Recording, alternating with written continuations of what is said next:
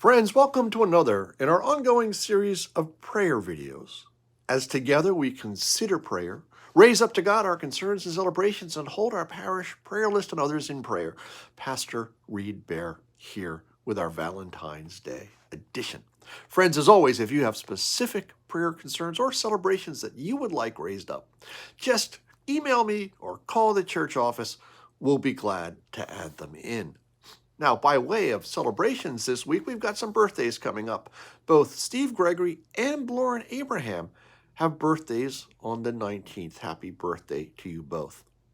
Now, by way of prayer concerns, Lauren Abraham, the birthday girl herself, is back at home recovering from her heart surgery, and she's doing well. Continuing prayers for healing would be helpful. And Barbara Walsh is at the pavilion recovering after a stay at Cape Cod Hospital.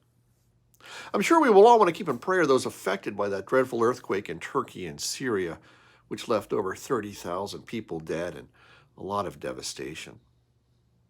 Well, today, of course, is Valentine's Day. Valentine's Day is always a day of mixed emotions, isn't it? Perhaps like me, you fondly remember those days in elementary school when you decorated boxes and everyone in the class came by and put those little unsigned cards in your box, with the teacher insisting that you made sure that everyone got one, not just your special friends. Perhaps you remember later years when it seemed like everyone else had a true love to share Valentine's Day with, and you must have been the only one with a broken or lonely heart. Perhaps you remember a special Valentine's Day with a special person, and perhaps part of you grieves that maybe those days of wines and roses seem over and gone. A day of mixed emotions, indeed. Author and theologian Frederick Buechner writes of love in the Christian sense. In his book, Listening to Your Life, he writes, "In the Christian sense, love is not primarily an emotion, but an act of will. When Jesus tells us to love our neighbors, he's not telling us to love them in the sense of responding to them with a cozy emotional feeling. You can as well produce a cozy emotional feeling on demand as you can a yawn or a sneeze.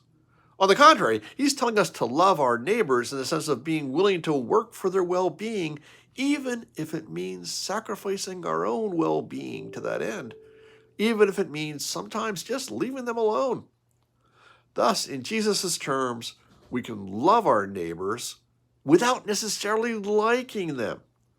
In fact, liking them may stand in the way of loving them by making us overprotective sentimentalists instead of reasonably honest friends. Let us continue our habit of holding the members of our parish prayer list in prayer as we listen to Love, Love, Love, performed by Steve Gregory.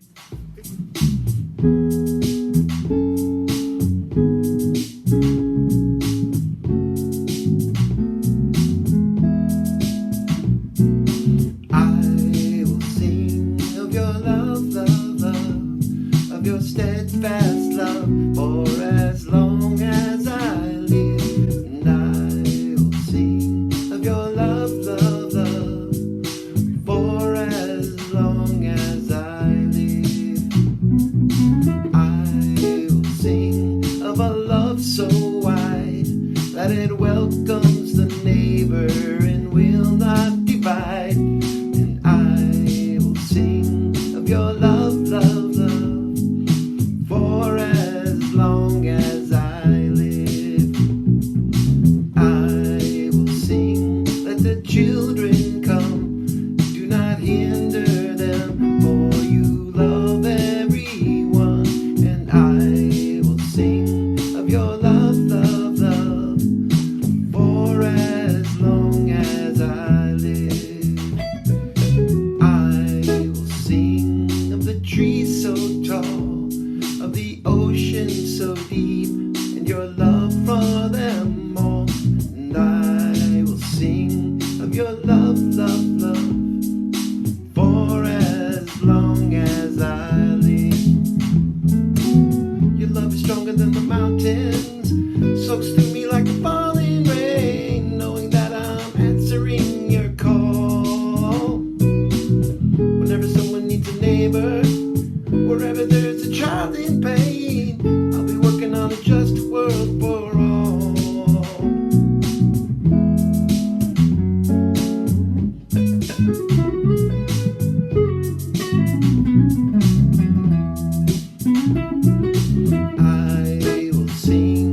your love, love, love, your steadfast long, for as long as I live, and I will sing of your love, love, love, for as long as I live, for as long as I live, for as long as I live.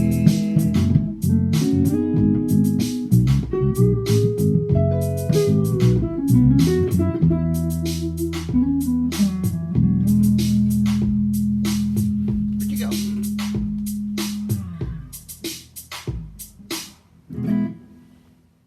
God bless you all, and God be with you until we meet again.